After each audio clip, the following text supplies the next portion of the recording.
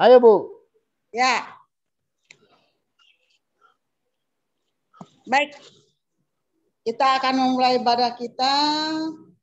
Selamat malam Bapak Ibu semuanya. Selamat bertemu kembali dalam ibadah KRT kita malam hari ini. Semoga kiranya kita tetap sehat dan tetap menjaga prokes kesehatan. Sehingga kita dapat melalui suasana yang sangat mengkhawatirkan ini sampai nanti kita mendapatkan suasana yang baik.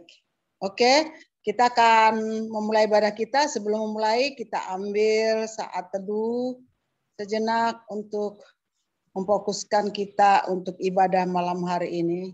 Kita mulai saat teduh.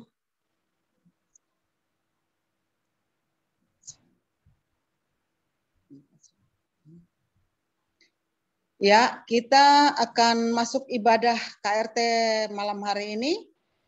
Kita akan memulai ibadah kita dengan memuji dari Kidung Jemaat 355 bait 1 saja. Yesus memanggil, mari segera.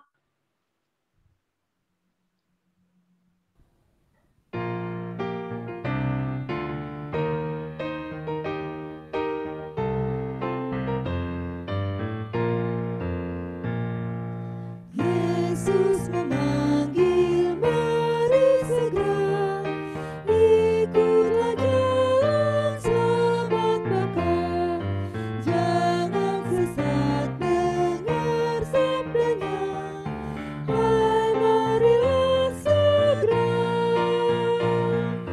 Sungguh nanti kita akan senang, bebas dosa hati pun bersama Yesus dalam terang di rumah yang kekal.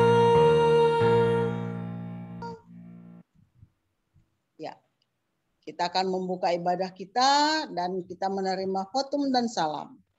Ibadah malam ini berlangsung atas dasar penyertaan Allah, Sang Empunya Hidup dan pelayanan jemaat damai sejahtera Allah beserta kita. Amin. Khotum dan salam kita sambut dengan Kidung pujian PKJ 127 bait 1 saja. Jadilah Tuhan kehendak-Mu.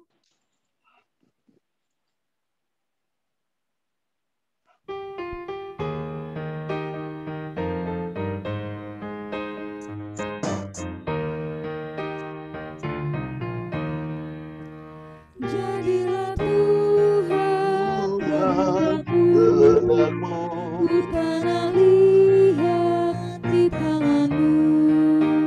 Bentuklah aku sesuka-Mu, aku nantikan sentuhan-Mu. Ya. Pemberitaan firman, Bapak Pendeta, kami persilakan Pak. Baik, mari kita bersama kita berdoa. Bapa di dalam sorga, sungguh ke dalam tangan-Mu kami berserah. Di setiap tantangan yang ada dan persoalan yang kami hadapi, sungguh pengharapan kami hanya di dalam Tuhan Yesus yang menjadi juru selamat dan juga sumber kekuatan dan hidup kami. Karena itu Bapa dalam sorga, nyatakanlah kuasa Roh Kudus-Mu yang membimbing kami semua dan juga hamba-Mu untuk melayankan firman. Ke dalam tangan-Mu sungguh kami berserah dan terpujilah Tuhan. Amin. Amin. Saudara, kita akan bersama membaca bagian Alkitab kita dari surat Roma pasal 8 ayat 18 sampai dengan ke 30. Surat Roma pasal 8 ayat 18 sampai dengan ke 30. Ya. bagaimana kita mencoba belajar untuk mengerti di mana Tuhan bekerja dengan caranya. Begini katanya, sebab aku yakin bahwa penderitaan zaman sekarang ini tidak dapat dibandingkan dengan kemuliaan yang akan dinyatakan kepada kita. Sebab dengan sangat rindu seluruh makhluk menantikan saat anak-anak Allah dinyatakan. Karena seluruh makhluk telah ditaklukkan kepada kesia-siaan, bukan oleh kehendaknya sendiri, tetapi oleh kehendak Dia yang telah menaklukkannya. Tetapi dalam pengharapan, karena makhluk itu sendiri juga akan dimerdekakan dari perbudakan, kebinasaan, dan masuk ke dalam kemerdekaan kemuliaan anak-anak Allah. Sebab kita tahu bahwa sampai sekarang segala makhluk sama-sama mengeluh dan sama-sama merasa sakit bersalin.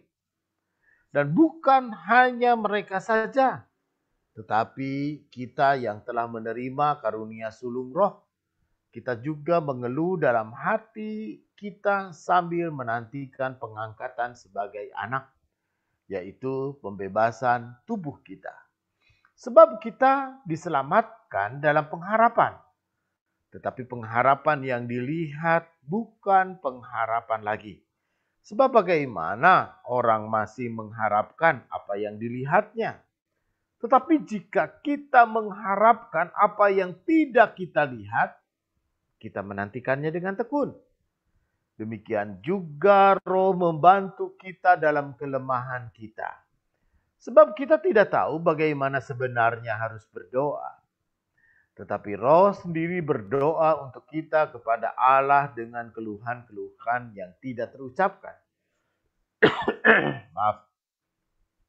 Dan Allah yang menyelidiki hati nurani, mengetahui maksud Roh itu, yaitu bahwa Ia sesuai dengan kehendak Allah berdoa untuk orang-orang kudus.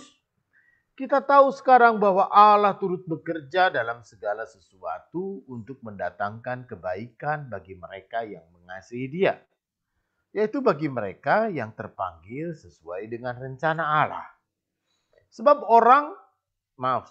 semua orang yang dipilihnya dari semula, mereka juga ditentukannya dari semula untuk menjadi serupa dengan gambaran anaknya, supaya ia, anaknya itu, menjadi yang sulung di antara banyak saudara. Dan mereka yang ditentukan dari semula, mereka itu juga dipanggilnya. Dan mereka yang dipanggilnya, mereka itu juga dibenarkannya. Dan mereka yang dibenarkannya, mereka itu juga dimuliakannya. Saudara, demikian pembacaan Alkitab. Berbahagia mereka yang mendengarkan firman Tuhan dan memeliharanya di dalam kehidupannya. Haleluya.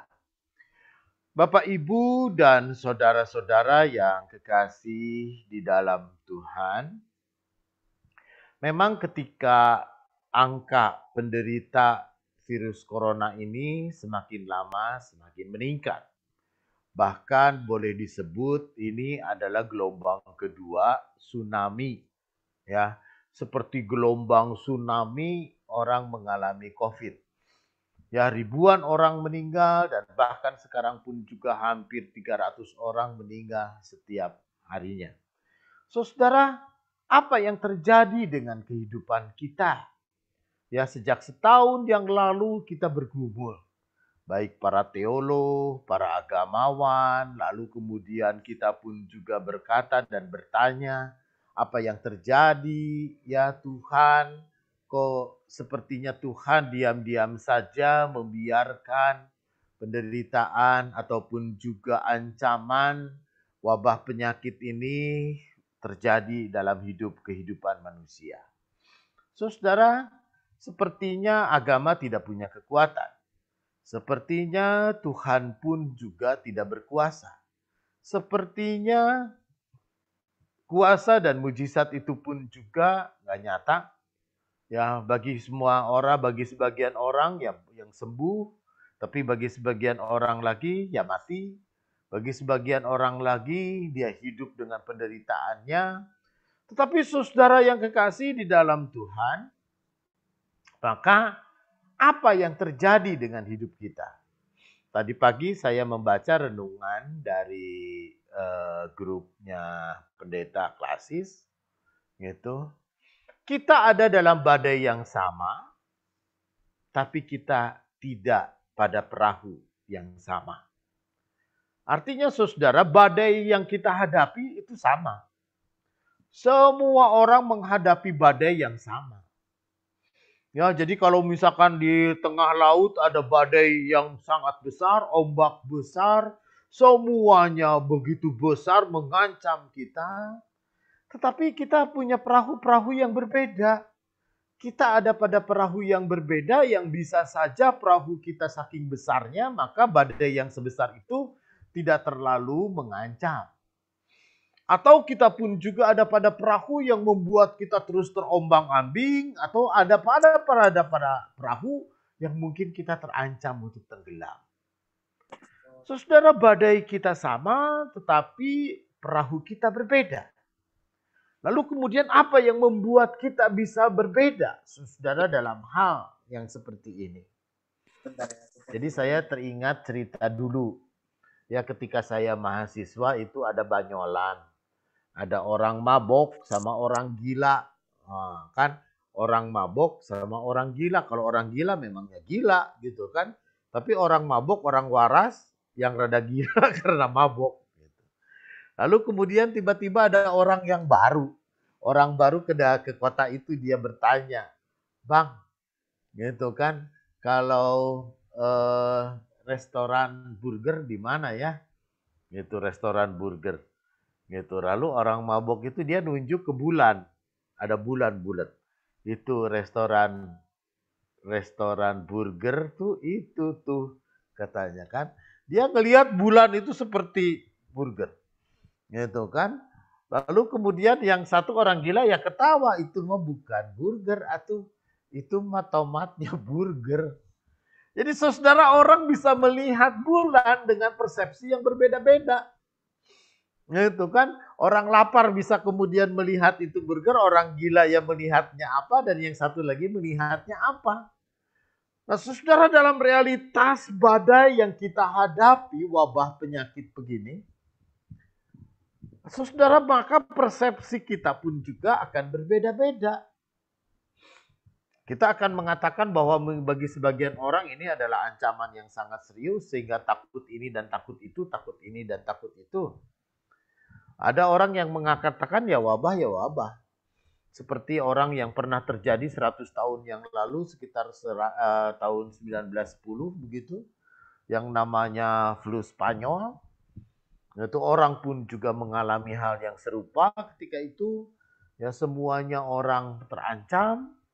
Atau orang mau mengatakan ini menjadi bagian di mana manusia pun juga diajak untuk berpikir, meriset cara berpikir dan persepsi terhadap segala hal, terhadap dunia dan juga terhadap optimisme sekalian. Karena itu saudara, apa yang mau dilihat? Gitu kan?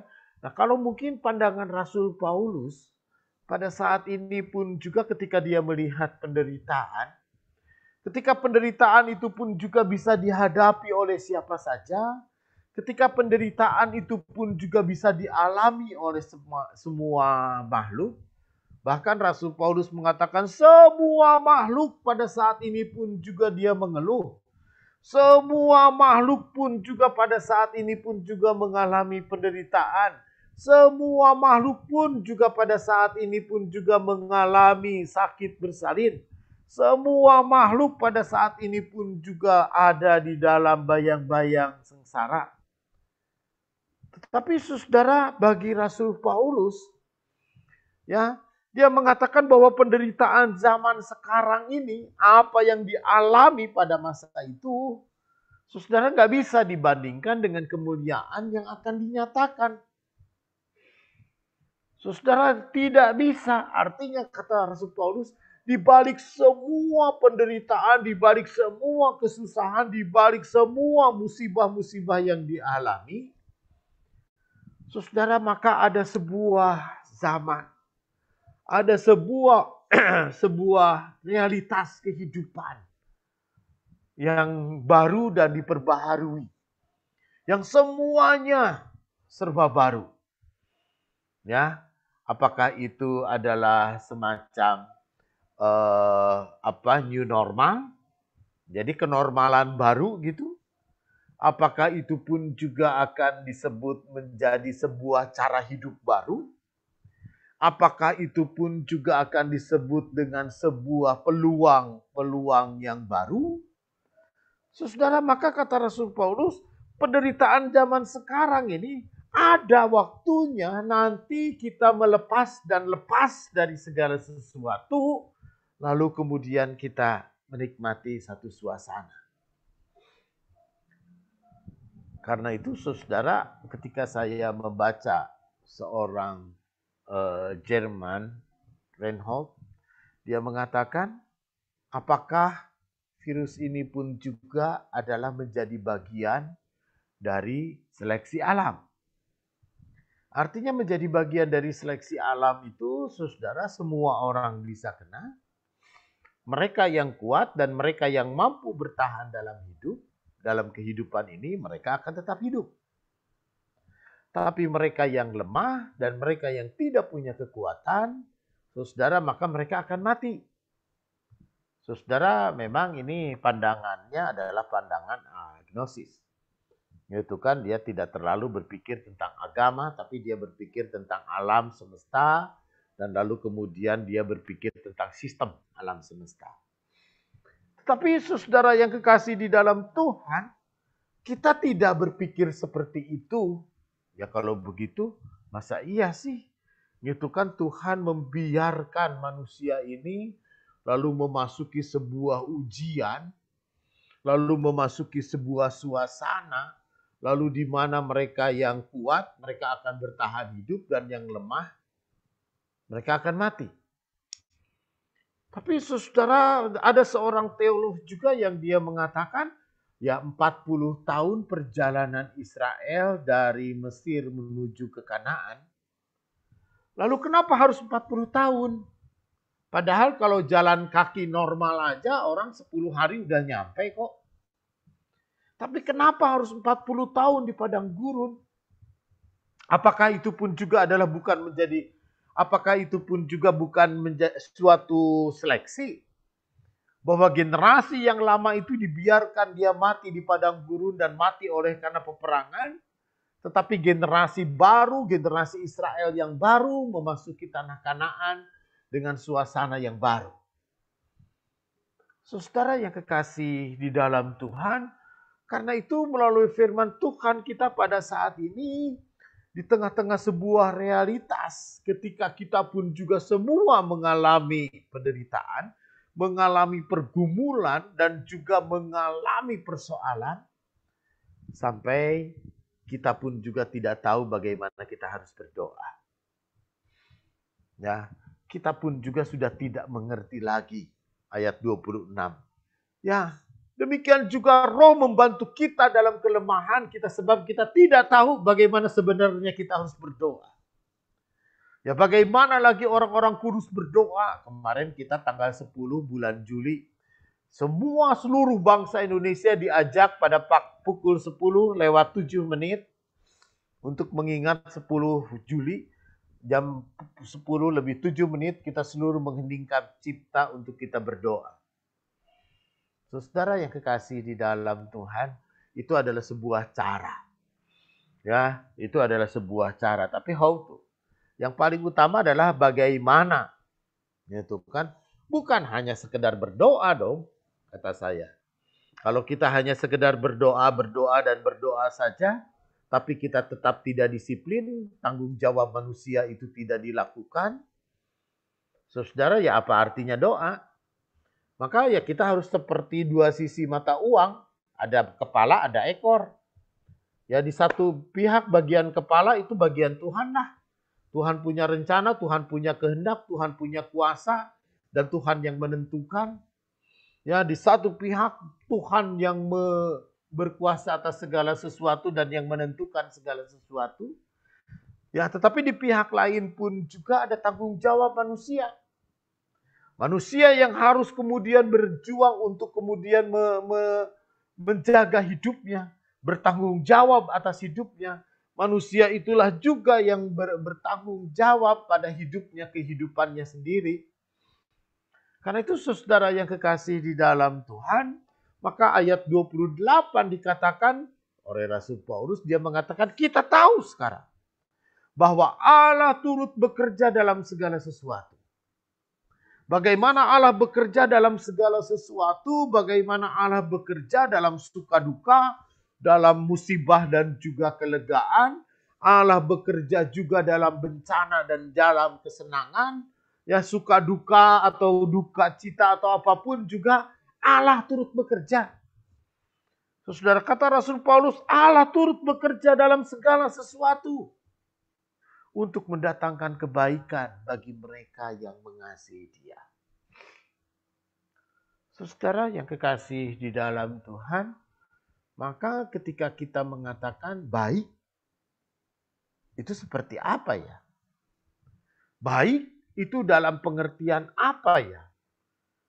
Nah, karena itu saudara yang kekasih di dalam Tuhan, kata baik memang ya seperti kemarin tema kita ataupun juga hari Minggu nas pembimbing kita, rencanaku bukanlah rencanamu dan jalanmu bukanlah juga jalanku. Setinggi langit di atas bumi, ya rencana Tuhan itu sedemikian beda dengan rencana manusia. Jadi ketika kita memahami kata baik, maka apa yang baik di dalam mata Tuhan itu tentu akan berbeda pemahamannya dengan baik dalam pengertian kita. Ya, kata saya, baik itu ya begitu. Tapi kata Tuhan, baik itu ya begini. Saudara yang kekasih di dalam Tuhan, saya seringkali mengilustrasikan begini. Anak kecil kita, itu dia punya mainan pisau. Ya anak perempuan kan biasa dulu kalau kecil suka masak-masak. Main masak-masak, main potong-potong pakai pisau. Tapi ketika ibunya lengah, dia mengambil pisau ibunya. Lalu kemudian dia main potong-potong. Gitu. Ketika ibunya mengambil pisau ibunya lalu mengganti lagi dengan pisau plastik mainannya, anak itu marah. Anak itu pun juga berontak, lalu kemudian anak itu pun juga nangis. Dia meminta pisau yang punya ibunya. Saudara yang kekasih di dalam Tuhan, menurut anak kecil itu, aku mau itu. Aku ingin mainan itu. Dan itu adalah baik, tajam sekali untuk memotong. Tapi di balik semuanya itu kita tidak tahu ada bahaya yang mengancam dan juga ada bahaya yang bisa membuat dia terluka. Kita orang dewasa, kita memahami. Dan kadang juga itulah yang terjadi dalam hidup kita. Ya ketika kita mengatakan Tuhan itu yang terbaik buat saya. Buat saya tuh yang terbaik ya itu. Tapi dalam pikiran Tuhan jangan. Itu bukan yang terbaik untukmu. Ya, itu bukan yang terbaik untukmu. Ada sesuatu. Sabar. Gitu ya, kata Tuhan, mungkin Tuhan akan memberi sesuatu yang jauh lebih baik yang kita tidak paham. Karena itu saudara ayat 28 mengatakan Allah turut bekerja. Allah ikut ambil bagian. Allah berperan. Allah campur tangan dalam segala sesuatu untuk mendatangkan kebaikan bagi mereka yang mengasihinya. Ya, terutama bagi mereka yang terpanggil sesuai dengan rencana Allah. Karena itu saudara yang kekasih di dalam Tuhan, melalui firman Tuhan kita pada saat ini, di tengah-tengah musibah, di tengah-tengah bencana, di tengah-tengah penderitaan, di tengah-tengah kesulitan, di tengah-tengah masalah, dan mungkin juga ada banyak problem. Itu saudara dalam teologi proses, yaitu adalah sebuah proses hidup. Di mana dalam proses hidup kita selalu berhadapan dengan berbagai macam sebuah persoalan. Ya, kita namanya hidup dalam dunia kita ini ya semuanya masalah. Bahkan kalau orang Hindu atau Buddha dia mengatakan bahwa yang menjadi sumber masalah dalam hidup manusia itu adalah keinginan. Ya, keinginan. Apapun juga yang namanya keinginan itu adalah penderitaan bagi manusia. Karena itu mereka belajar yoga. Para yogis itu lalu kemudian mereka bertapa, lalu kemudian mereduce itu apa ya? Mengurangi semua keinginan-keinginannya. Bahkan dia pun juga mengurangi keinginan dia untuk makan, keinginan dia untuk minum, keinginan dia sesedikit mungkin supaya dia melepaskan diri dari penderitaan. Padahal buat saya, menahan makan itu adalah penderitaan yang paling berat. Buat saya, menahan minum itu adalah penderitaan yang paling berat. Tapi bagi mereka justru dia menahan semuanya itu ya supaya dia tidak menderita. Tetapi selama hidup dalam dunia kita ini, saudara, ya Yesus aja lahir menderita. Yesus lahir aja sudah ada dalam posisi yang terancam karena Herodes marah ketika para orang Majus bertanya di mana raja orang Israel. Herodes marah. Wah, dia sudah terancam, dia mengungsi ke Mesir. Ya, ketika Yesus lahir aja juga dia sudah ada dalam posisi yang terancam. Sampai dia mati pun juga ada dalam penderitaan. Saudara, dalam sebuah realitas pergumulan hidup adalah sesuatu hal yang sulit untuk kita hindari. Tapi kita sebagai orang percaya, sebagai orang beriman, dan kita pun juga yakin benar Tuhan adalah gembala kita, maka Allah turut bekerja. Dia ambil bagian, dia ikut dalam penderitaan, dia ikut dalam tantangan yang kita hadapi, dia ikut dalam persoalan karena kita punya Allah yang menjadi manusia, Allah yang tinggal di antara kita, Allah yang sungguh-sungguh ikut menderita di kayu salib. Itu kita punya Allah yang Immanuel, Allah yang menyertai kita.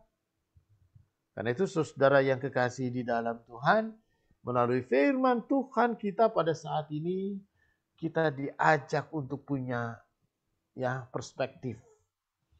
Perspektif bahwa apa yang kita hadapi adalah juga menjadi bagian di mana Allah hadir, Allah turut bekerja, Allah ambil bagian, dan Allah pun juga ikut di dalam segala tantangan yang kita hadapi.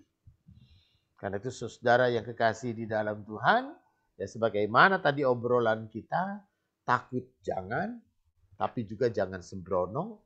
Ya kita waspada saja di tengah-tengah hidup ini, sambil kita percaya dan terus bertumbuh dalam iman percaya kita, bahwa Allah turut bekerja, dan pada waktunya, ada saatnya kita boleh melewati badai ini dengan baik.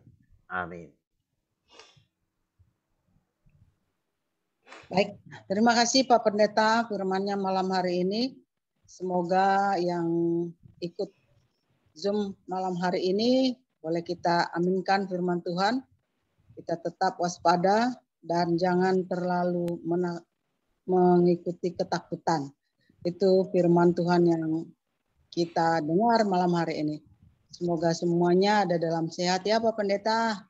Amin.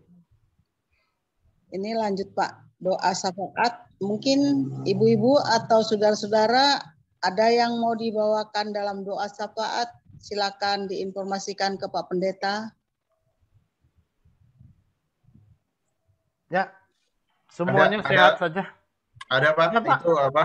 Bapak lagi tangannya tuh sakit, nyut-nyutan udah 2 hari 3 hari, nggak tahu tuh kenapa, mau ke rumah sakit juga nggak ini, jadi minum obat anti nyeri aja sih, tapi ya nggak tahu deh. Apa, rematik atau apa? Masih belum tahu karena belum ada tapi kayak kesakitan gitu sih, teriak-teriak gitu. Ya, belum pernah ngalamin ya. Nah, baik. Baik Bapak Ibu, kita bersama kita berdoa.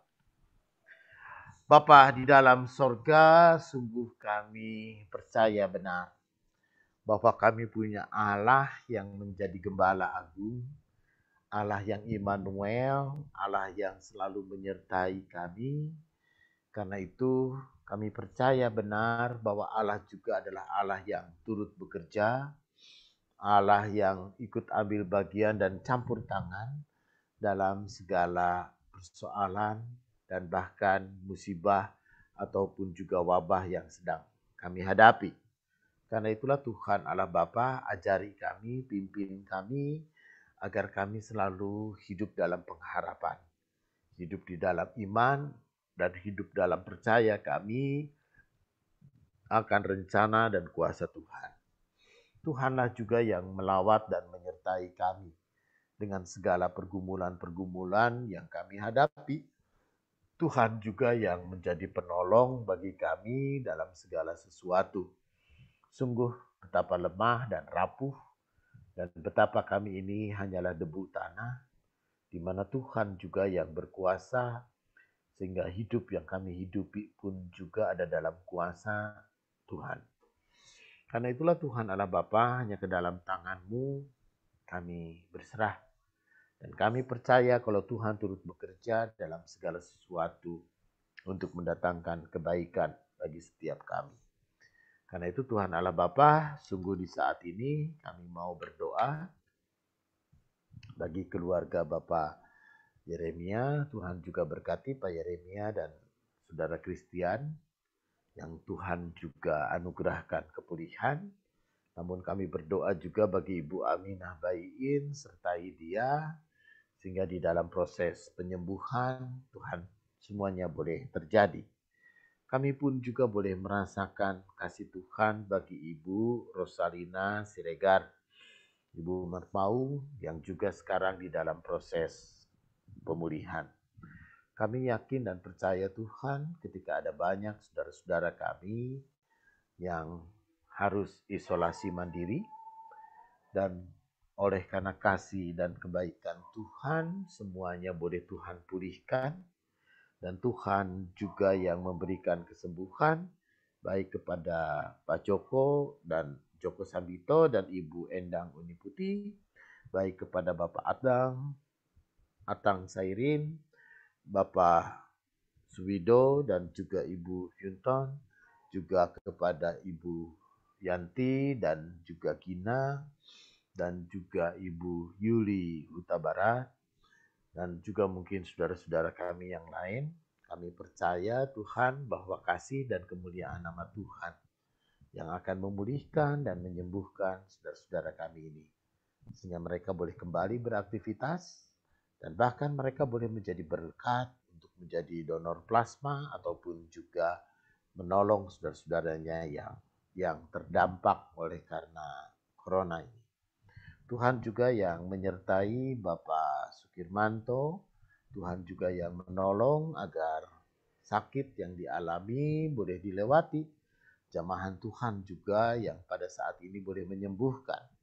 Ketika dia ada di tengah-tengah situasi pandemik pada saat ini Tuhan, maka biarlah kasih Tuhan boleh menjamah dia sehingga dia tidak perlu ke rumah sakit, karena di rumah sakit pun juga resiko terpapar atau bahaya-bahaya lainnya pun juga nyata. Kiranya ke dalam tangan-Mu sungguh kami berserah. Tuhan jugalah yang menolong Pak Sukirmanto. Kami juga berdoa bagi keluarga besar Bapak Untung Suwondo yang telah Tuhan panggil pulang. Tuhan juga menyertai Ibu Murniati. Tuhan jugalah yang menyertai anak-anak, menantu dan juga cucu-cucu, sehingga mereka boleh ada dalam penghiburan, di dalam kasih dan penyertaan Tuhan. Kami yakin dan percaya Tuhan, apapun situasi hidup yang kami hadapi, terutama bagi saudara-saudara kami yang harus di rumah dan dirumahkan, ketika mereka pun juga mengalami kesulitan dalam pekerjaan, dan bahkan ada sebagian saudara-saudara kami pun juga harus menutup usaha mereka, dan mereka pun juga di tengah-tengah situasi yang bingung. Kiranya Tuhan yang menolong pada saat ini. Kami yakin dan percaya di tengah-tengah kesulitan, di tengah-tengah tekanan, kami boleh menjadi kreatif. Kami pun juga boleh menemukan jalan penyelesaian untuk mengatasi segala hal. Karena itu Bapa, hanya ke dalam tangan-Mu dan hanya oleh kuasa-Mu dan hanya oleh pimpinan-Mu, kiranya Tuhan juga yang menuntun kami untuk melewati jalan-jalan hidup kami yang penuh dengan tantangan ini. Karena itu Bapa, sungguh kami mau berserah ke dalam tangan Tuhan Yesus. Dan inilah sungguh doa yang kami naikkan hanya di dalam nama Yesus yang menjadi juru selamat kami. Amin.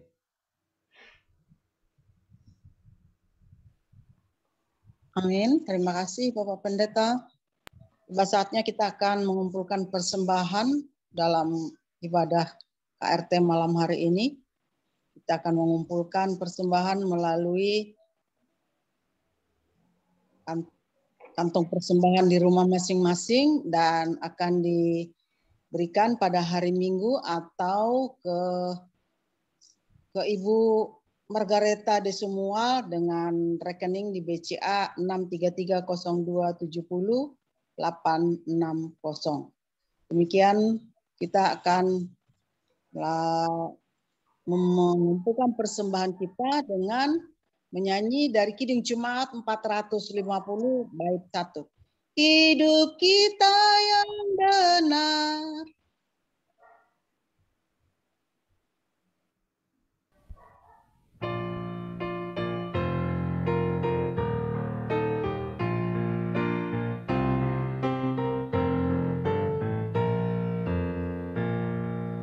Hidup kita yang benar harus mengucap syukur dalam Kristus bergema, janganlah terkebun dalam susah pun senang dalam segala aku bermazmur dan ucap syukur, itu kehendaknya.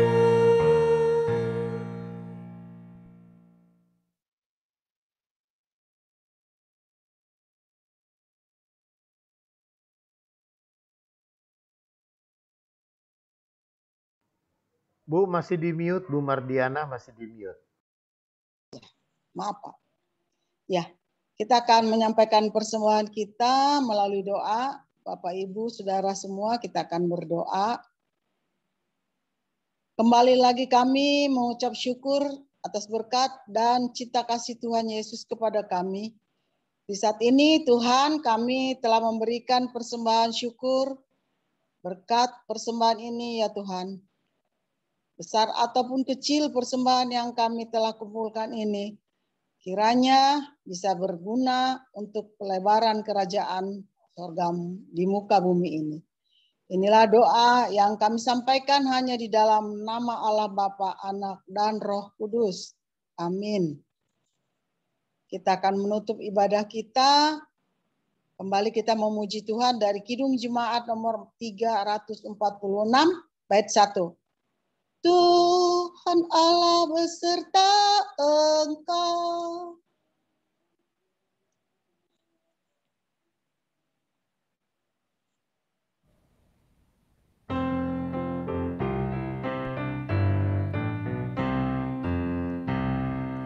Tuhan Allah beserta Engkau sampai bertemu kembali.